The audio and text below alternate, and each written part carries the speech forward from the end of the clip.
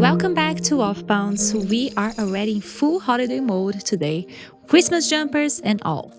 And it feels like the perfect moment to look back at one of the biggest events in retail, Black Friday and Cyber Monday. This year brought plenty of surprises. There was a strong growth in some categories, shifting customer behavior, and very different performance across sectors. To help break that down, I am joined by two brilliant guests from Ometria as a continuation of our Retail Intelligence in Action series. First, Stacey. She's the Director of Strategy and Product Marketing. She has spent the past week deep in performance data from hundreds of retail brands and is here to walk us through the big trends and what the numbers actually mean. And joining her is Rita Martins. She's the Retail Intelligence Team Lead at Ometria. Rita works closely with retailers on customer strategy, loyalty, and how AI can support stronger commercial outcomes, especially during peak sales moments. Together, we will explore the headline results from this year's Black Friday, whether the event was officially turned into a full season, which categories came out on top, how marketing behavior shifted, and how this all influences long-term customer value. Here's Paula Macaggi, and this is episode 98 of my show. Welcome to OFFBounds.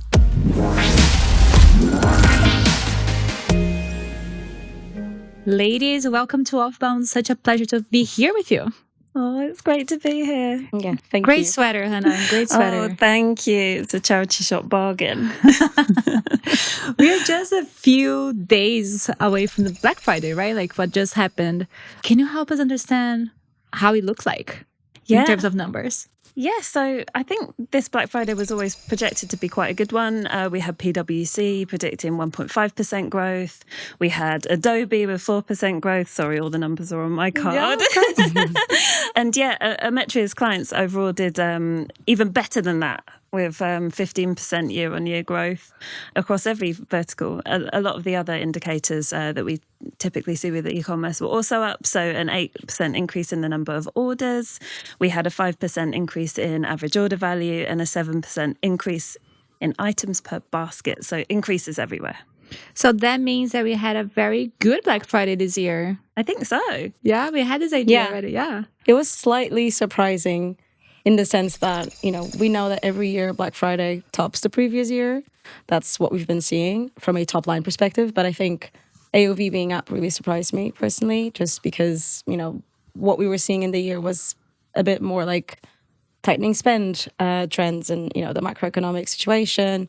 So I think that's why the predictions were so low initially, that it was just going to be a marginal growth. And what we're seeing is actually, it feels like everyone is just ready to shop. Does it actually means that the consumers are very looking into the discounts? Yeah, exactly. Like tightening their belt before Black Friday and then spending big, trying to get those discounts. Yeah, in my building, like we have the place where all the orders arrive. I've never seen that so full in my life. Like it was more than anything. Like we couldn't get in, So it's crazy. Yeah. But I think there's this narrative that people say that there's no Black Friday anymore. It's not like this one single day. Actually, I see so many discounts coming, like, 2 months before, maybe a month before. Mm-hmm. Do you think that's true? So I think what our data shows is that Black Friday is still the biggest revenue day of the whole kind of period. But what we're really seeing is this kind of sprawl, mostly before, but also a little bit after. So the promos are really starting kind of a week or even a fortnight beforehand. So we've almost gone from Black Friday being this one day to adding in Cyber Monday and it being a weekend. And now we're at kind of, I almost think we've reached kind of peak Black Friday in that it's a fortnight. Can we even go any earlier? Can we? Or do you think, Rita? Yeah, I agree. I think, even if it's almost like not branded Black Friday, brands are all starting way earlier.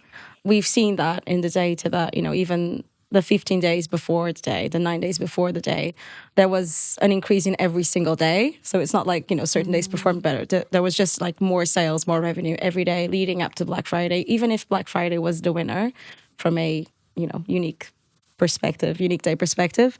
And we're also seeing, I think, related to that is that I think brands no longer withhold until the Black Friday event and they start to be more transparent about it. They bring up their kind of offering sooner, or at least they're fully transparent about what will happen. You know, they might say to you, this is the best we'll go, this is the best deal you're going to get, and just give you more kind of trust in that, you know, if you buy earlier, you're not going to be disappointed. There won't be a better deal. And I think that's what's contributing as well to make sure that revenue is going up so much before the big day. Yeah, but does it mean that also brands are, I don't know, trying to get something else besides just sales in this period? Like, I don't know, growing lists or... Yeah, we've seen that a lot. Yes. Definitely. If you look at the kind of calls to action in a lot of the marketing messages in the run up to Black Friday, we saw a lot of brands really encouraging people to download their app. So they'd say download the app and get early access to the sale or a discount or that kind of thing. Growing their email list, opting into SMS, joining the loyalty program, a lot of that stuff. So they're really kind of using that Black Friday as an event to kind of galvanize people around their brand. Is this true for all categories? Like, what categories actually performed well or not? Yeah. I've got some stats. Okay. Yeah. So like I said earlier, like, in fact, every category did better than last Black Friday in terms of revenue. But like, surprise, surprise, gifting was like the biggest increase. So that had 35% revenue growth compared to last year. Like, obviously people are looking to buy presents. So that's maybe not surprising. But sports and activewear, again, up 27%, jewellery up 25%. Yeah, all of those categories are doing really well. Yeah. Did you get your sweater on the Black Friday? It was already in a charity shop. I'd feel a bit bad asking for more of a discount. Makes sense. And Rita, what do you see at these categories? Like, who outperform and who underperform? I don't think there was big surprises. I think we know, for example, sports and activewear, we know was a growing category outside of Black Friday. So I think it's just playing up more to that trend we were seeing before. So I think nothing particularly surprised me from a vertical perspective. I think more like the spending patterns we saw were kind of more positive than we expected. But yeah, I think we saw quite a lot of discounting in the beauty kind of vertical, which is reflected in the stats. Like, it had more modest growth in terms of revenue, like year on year, but the average order value was actually like way below, which I guess is a sign that the discounts, discounting. Yeah, makes sense. And I think like there's also some brands that actually do the opposite of what many brands do. Like, they opt out of Black Friday. What does it mean? First of all, some brands just, you know, it plays to their core values. You have a lot of B corporations, you know, brands like Finisterre, Patagonia, Rapa Nui, you have this example. Their core selling point is sustainability. It's, you know, thinking before buying, it's being intentional. And I think those brands kept true to themselves. And we've seen this trend kind of happening more and more with, you know, it doesn't have to resonate with every brand. But for some that do, I really do think it brings success to them. We know for a fact it does, that, you know, it's not opting out of Black Friday does not mean you don't sell and you don't have positive commercial results. It just, I think it really strengthens the brand and it makes, I don't know. So they're just screaming the value. Exactly. And it's, you know, skip the FOMO, like understand the cost of a bargain, like bringing awareness. And if you like that brand already, then you feel like even more compelled to buy from them. But yeah, I think this year, you know, Finisterre did a really good job with their Blue Friday campaign and again, opting out and just exposing why they're not participating. You have another example, right? Yeah, there was... I think it's an Australian brand called Rapa Nui. They used it as a chance to encourage people to send back their kind of worn out clothes. And that was clothes from any brand as well that were just made out of cotton so that it could be recycled, which I thought like fit really nicely in with their ethos. I did see one brand actually, a really tiny stationery brand that I follow. They just shut their website down. Really? On Black Friday. They were like, we're going on holiday. And it's such a statement. They didn't make any sales at all. But I mean, I still remember it, so maybe that's a good thing. So maybe like it's not like they will target the sales that they're doing on Black Friday, but pretty much brand love and brand value, I think. Completely. But if you already like that brand and you believe them, like it makes such, you know, it's when Patagonia did the whole "don't buy this jacket." Like you read that and you thought that's not possible. They're trying to keep me away, but then you just like them more. I don't know. All right, so let's shift a little bit to marketing? Because as a consumer, I noticed that I got so many emails coming to me, like from so many brands. I think like there was just like this blast of emails, but that's the data I have to say about it. The data backs up what happened in your inbox. Across email, SMS, push notifications, we saw retailers sending 20% more messages than last year. Another big shift was that brands were starting to send more emails and SMS and push notifications earlier on in the period as well. So we found that even kind of 8 days before Black Friday, the send volumes were really starting to So they're spike. sending more and for longer times. Yes. Yeah. Exactly. So yeah, it was definitely a year of increased sending. Usually you would expect as a result of sending lots of emails for people to check out and for like, or check out in a bad way, not in a shopping way. Yeah. But yeah, usually you'd expect to see things like revenue per email decline because people are just ignoring what's kind of turning up in the inbox. But actually our data shows a 14% increase in revenue per email, which suggests that people weren't kind of feeling entirely blasted. Well, they are not me then, because Yeah. There's lots of considerations. I think, some aspects of that make it better. Like personalization makes it better.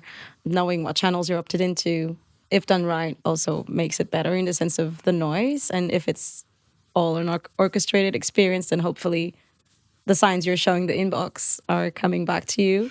But of course, if you're subscribed to 150 brands, then it's a bit hard to escape the volume sensation, I guess. But Yeah, that's so true. I think like there are certain brands that I'm signed up to that just use each different channel, push, SMS, email as a kind of megaphone to blast people on. Whereas I've definitely noticed this year a few brands that I have their app or whatever, it does seem more coordinated. I'm not getting the same message on all three. Yeah, I definitely appreciate that. yeah. But like also I think that is like another side of it, because you get so many emails. Maybe you will subscribe from many brands that you wouldn't, right? Like, so yeah, I think what we saw, even though revenues are up, even though revenue per email is up, there was a little bit of a mixed bag when it came to kind of engagement and some of the more like negative behaviors like unsubscribes. So conversion rate on emails stayed the same, which is great, but click-through rate was down. So that's someone opening your email and being interested enough to click through to a website.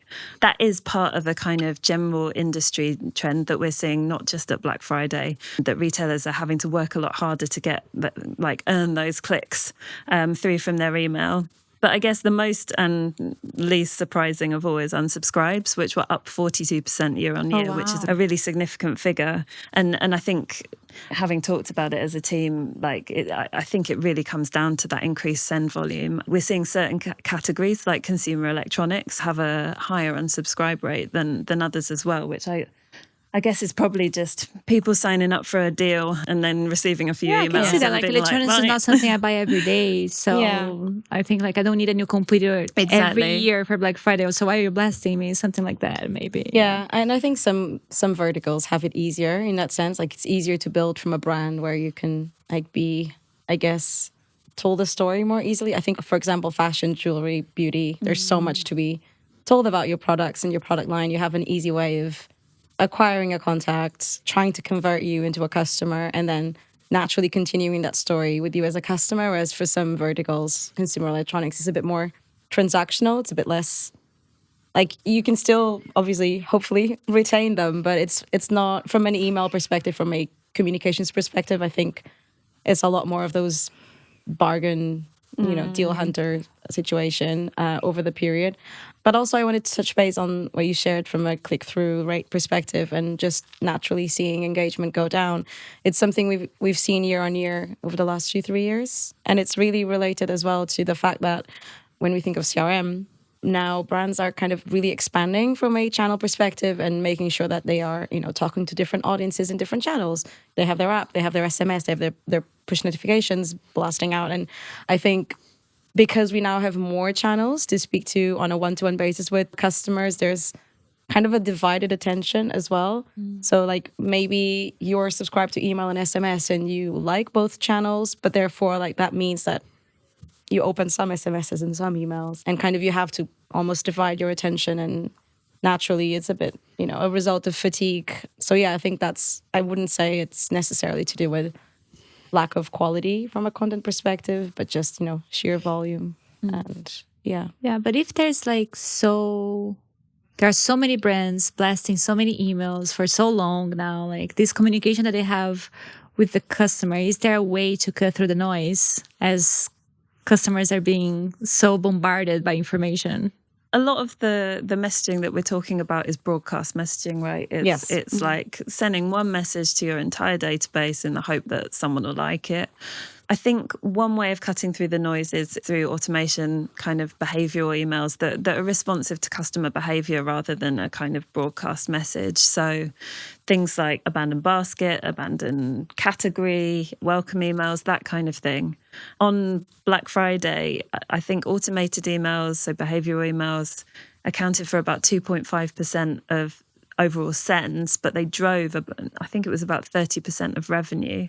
And they've got a really significantly higher click-through rate and all of that stuff as well. So what does it mean exactly? I'm sorry, because these automated emails how does that drive anything to the website? So I guess it's responsive to your behaviour. So if you came along and were browsing, I don't know, the Christmas jumpers category. Which I was, by the way. Which you were. We all were. So maybe, I don't, in fact, Rita's probably a better place to tell you what time frame, but maybe, I don't know, an hour or two later, if you disappeared and didn't buy, then you would get an email saying, we saw you peeking. Do you want to come back and take a look at this jumper? That's quite a basic example, but quite a few of our clients have really quite kind of advanced strategies around that kind of thing. And it clearly works, right? Given these It stats, works because you've been to the website and you actually showed like you were closer to get to that purchase, and then automation ensures that you have the right touch points to follow up with an action you took, and we are reading from that action and giving you something that is meaningful to you. I think the abuse, sorry for the word, but often comes from broadcast because it's not necessarily so personal to you, and you're kind of being told consistently, come to our store, here's what we have, come and buy.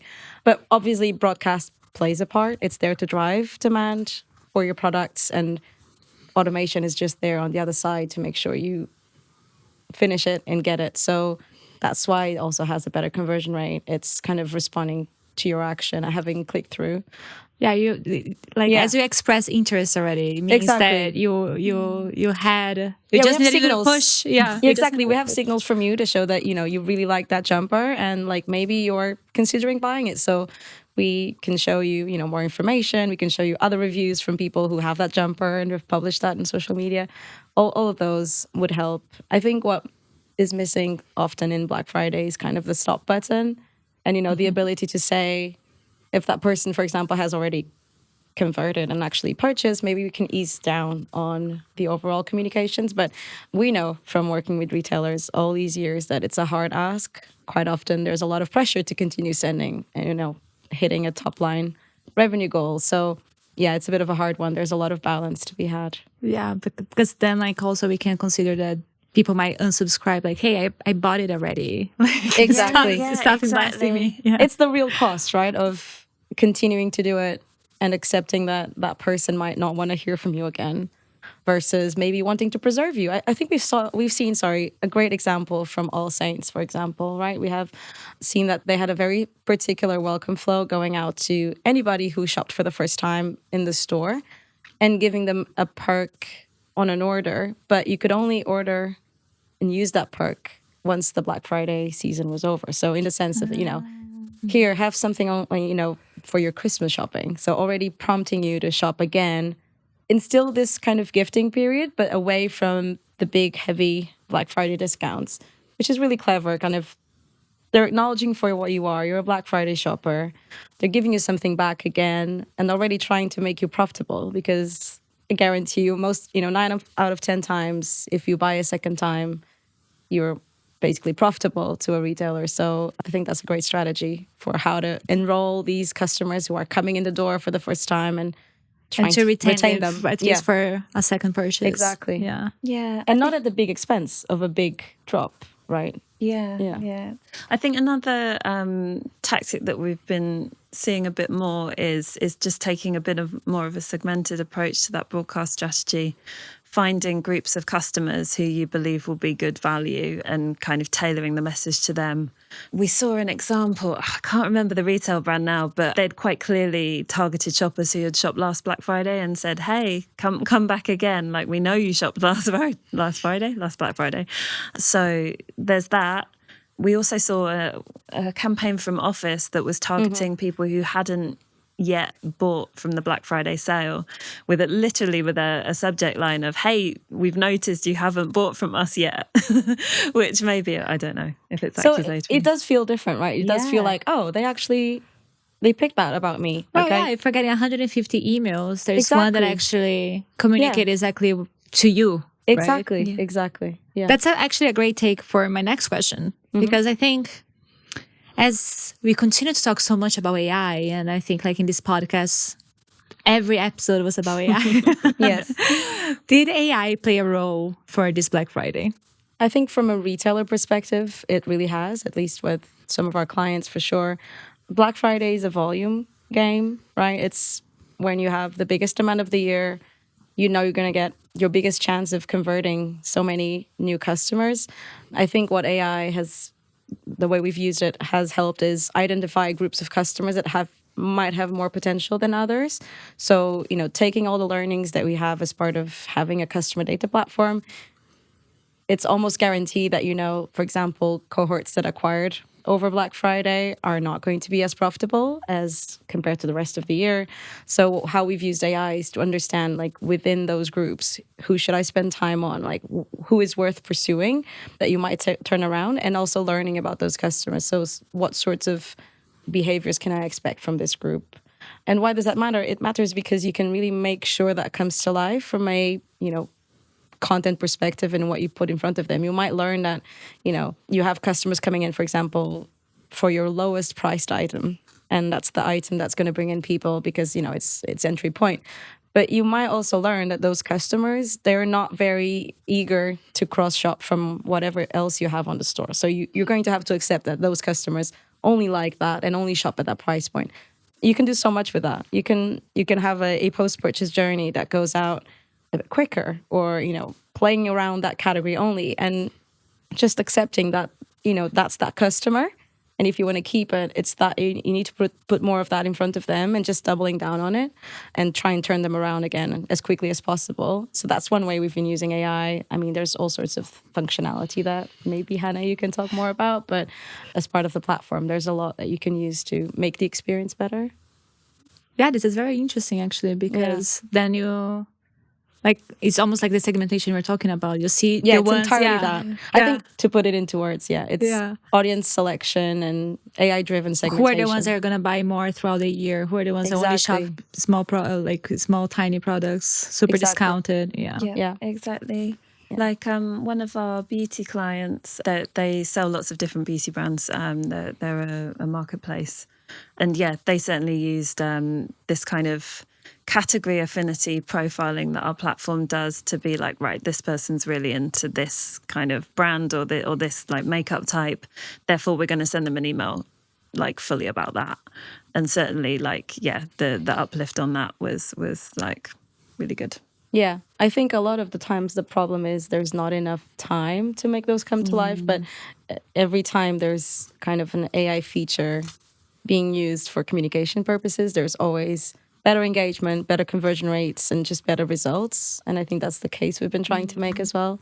The more you use it, the more you're comfortable with. Yeah, we're just trying more things around that. But yeah. And I think like it's interesting because I think like for many reasons, Black Friday might be the starting point of many customers. Yeah, but they're also joining their loyalty programs, and they're getting like the names and lists. What happens after the dust settles?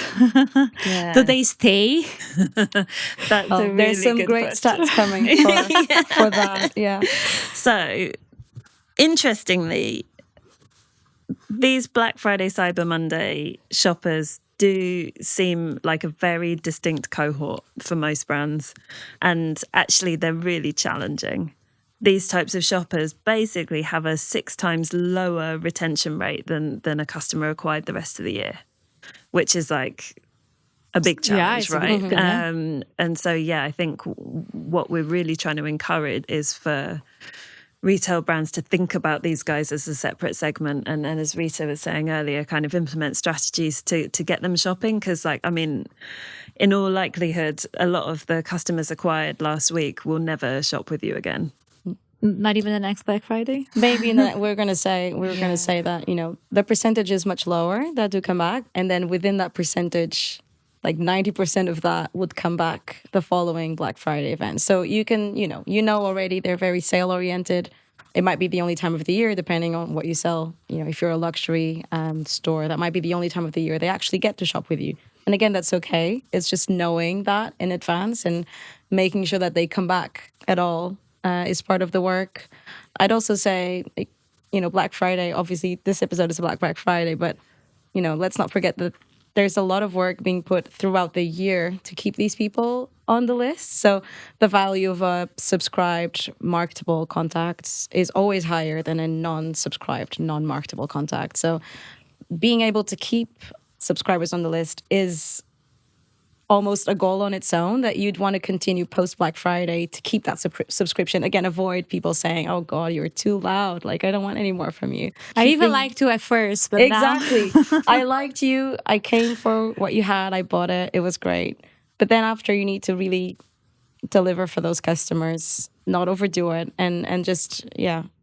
But then, like, I don't know, is it even worth it to get some clients on the Black Friday? Because if they are not staying, what's the acquisition cost even, you know? There's no choice other than to continue acquiring. Like, brands need this volume. This is, you know, for most brands out there, it's the best quarter of the year. There's not a chance you'd remove this entry point. Like, we're seeing that across all businesses, you know, lower price point, higher price point. You just cannot afford to not join in and try and get this. Like, you won't opt out of Black Friday customers, let's put it this way, but you have a lot to work with.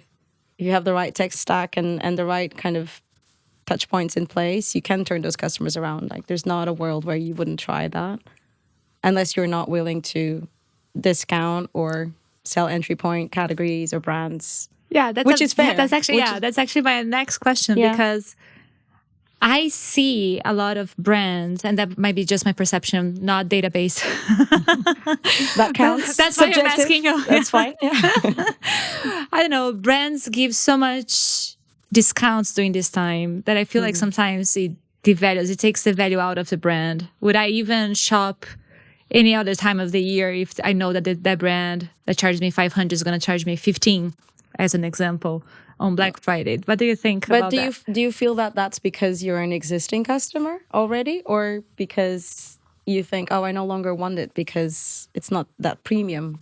Well, from your both. perspective? I think, like, both considerations for customers, right? Like, yeah, I think brands that have an issue with discounting and it's not their kind of business model strategy, they might use this as, you know, the one time in the year where you get to shop from us. And again, it's what I was saying earlier. I think some brands just absolutely need to acquire brands that are, you know, too one-time oriented or too kind of reliant on existing customers. Like, you need new blood every year. yeah. With that said, as you say, we see a lot of examples of brands who don't discount and actually do really well.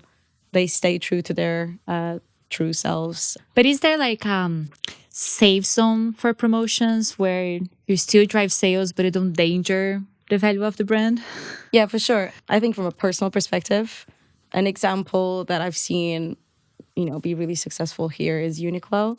I think they kind of scratched the whole, like, let's celebrate Black Friday and put up a campaign or like a month that's dedicated to Black Friday. And they created something that was so customer oriented. They created this campaign called Arigato Festival. And, you know, it's even branded different. It's not Black Friday Festival, it's Arigato Festival. And they kind of announced that there were going to be lots of perks for people who shopped between, you know, the Black Friday week, without ever mentioning Black Friday. But it was like, you know, little gifts and surprises, and everything was branded like, get a special bag if you buy with us this week. So it's like an extra gift. It's not an giving extra a discount. gift, not a discount, exactly. And then they said, you know, if you shop over £100, you qualify for like a trip to Japan, to being a contestant to win a trip to Japan, which, obviously the odds are very low, but this will stay in your head. And, they had a live station for gifting inspiration, like lots of really value adds to consumers. And, being subscribed meant you got to see some of these things. And I think that really, it's a really brand-oriented exercise to think about what you know about your customers. And in this case, like Uniqlo recognizes that they're a very sticky brand. They focus a lot on outfit building and like buying for other people. Yeah. And I think they leaned on it, right? They're doing it really well, because then you're, as a customer, you're like, oh, this is really cool. It's fun. Like I can get this. And it sticks to your mind because it's not just like, hey, shop 70% discount. You're Exactly. actually like, it's boring. oh, I might go to Japan. Wait, like it calls your attention. And it's just, a little bit of that like AOV, increasing their AOV a little bit, because if you were considering of buying, I don't know, a 70 pounds parka or a jacket, then you were like, oh, I'm going to add an extra cashmere sweater and qualify for that. It's just little things that play to your head. And it's not just a boring discount.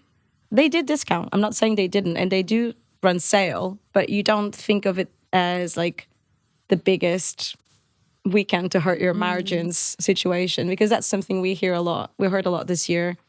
Brands worrying about profitability and, just making sure that you're not hurting the brand as well in it. And I think, Uniqlo are a great example of that.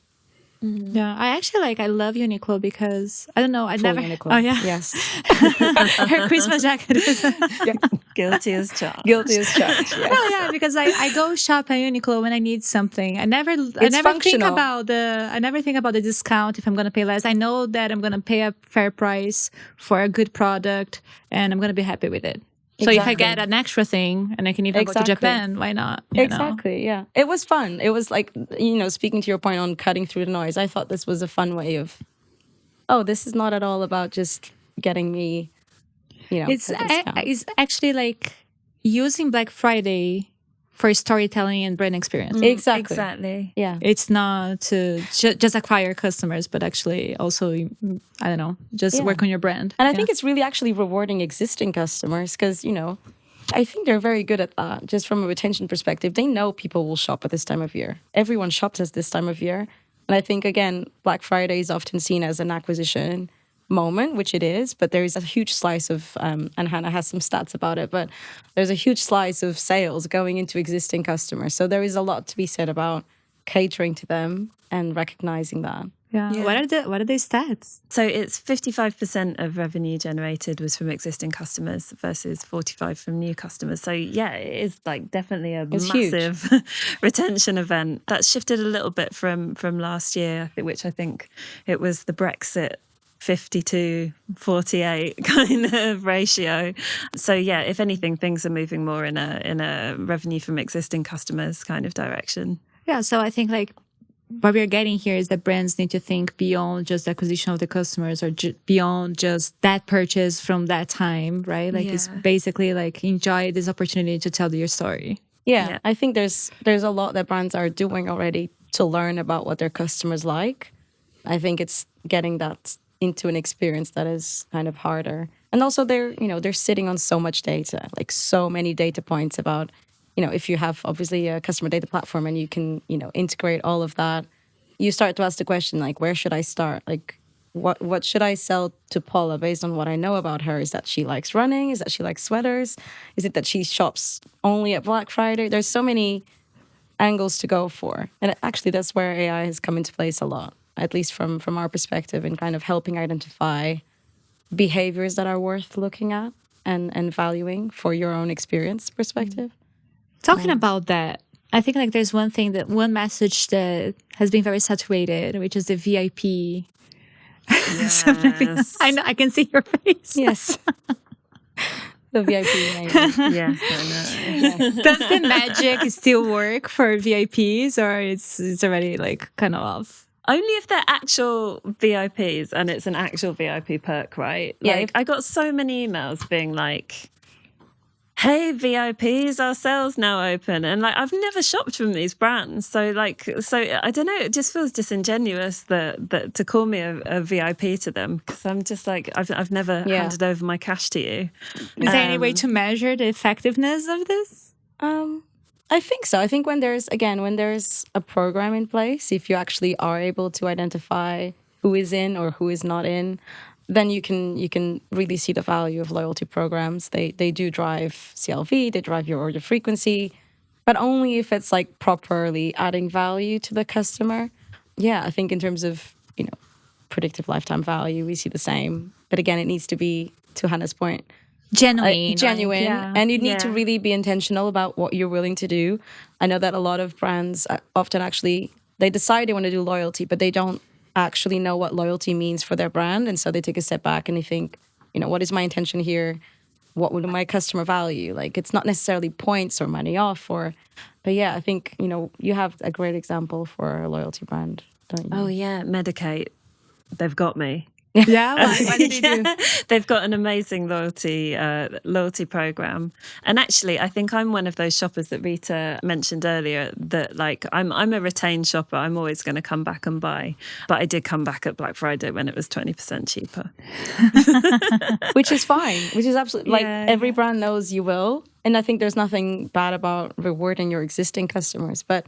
How much more special is it that they say, "Hey, Anna, it's good to see you here as well on Black Friday. Enjoy our discount," and just take it from there. I got something extra here for you. Exactly. Yeah. Exactly. Yeah, and actually, Sephora did a similar thing. Like, I noticed they had, like, I'm a member of their loyalty scheme too, and I had a personalized banner in my emails saying, "You've got an outstanding voucher. Like, come back and shop." Yeah. Nice to have loyalty recognized. Yeah. I mean, like, you can never be a normal consumer after you work with all the data. Oh right? my like, goodness. You notice No, everything. no. We're too biased. But what did you buy on Black Friday? Zero.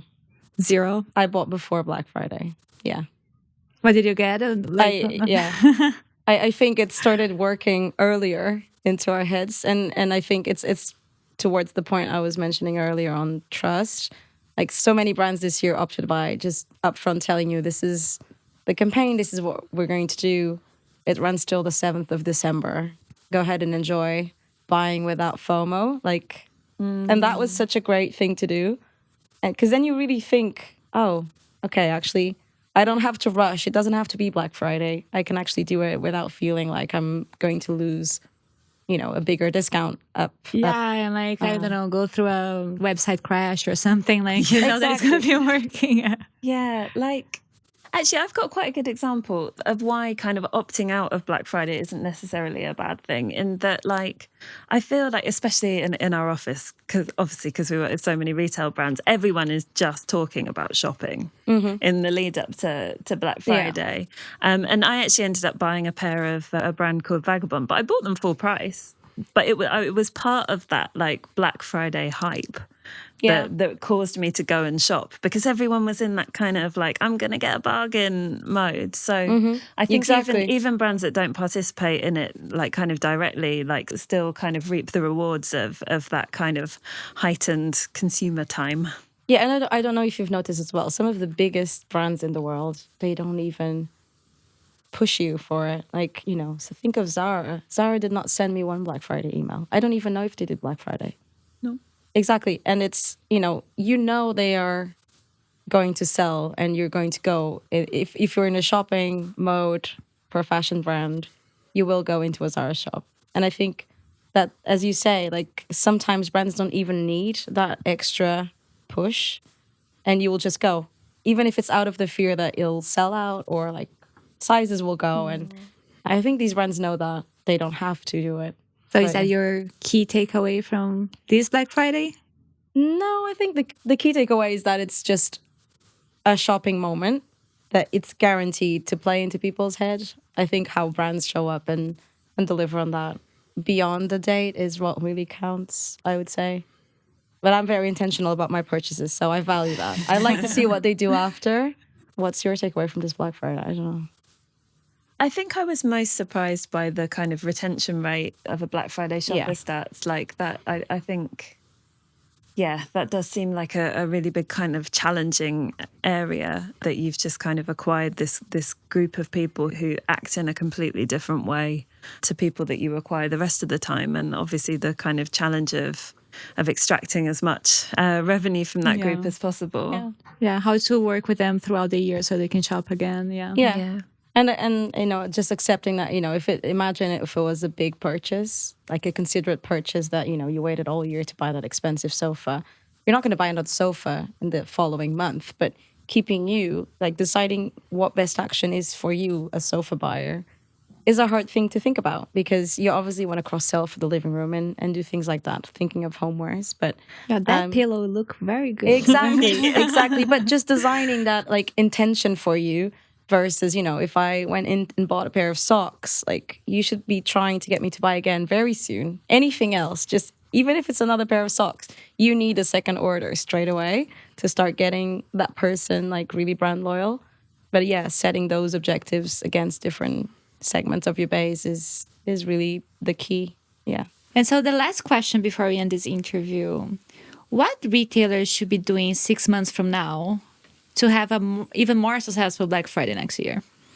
I think understanding exactly what they need to drive beyond obviously commercial goals. It's understanding, is my base kind of a little bit exhausted? Am I leaning too much on my existing base? Do I need to focus on acquisition? And if so, like what can I learn about my best customers, for example, that I can pour into acquisition, as well as optimizing for the story you're going to have around the season. Again, knowing that it's a shopping moment. What brand elements should I consider? Again, we've had great examples in this conversation about brands doing it really well. I think it's, understanding what customers like about your brand and how you can make that come to life even before you think about pricing and discount offers. It's more about what would make a customer come back and shop from me again. And you share so many interesting data. Is there anywhere that our listeners can check those out? Yes. We're turning this into a big report, a big kind of peak review. We'll have all of these stats and more, and that'll be available on the Ometria website. Great. I'll make sure to put the link in the notes so our audience can reach out. And thank you so much, ladies. It was a pleasure. Oh, Thank you. likewise. Happy holidays. Yes. You too.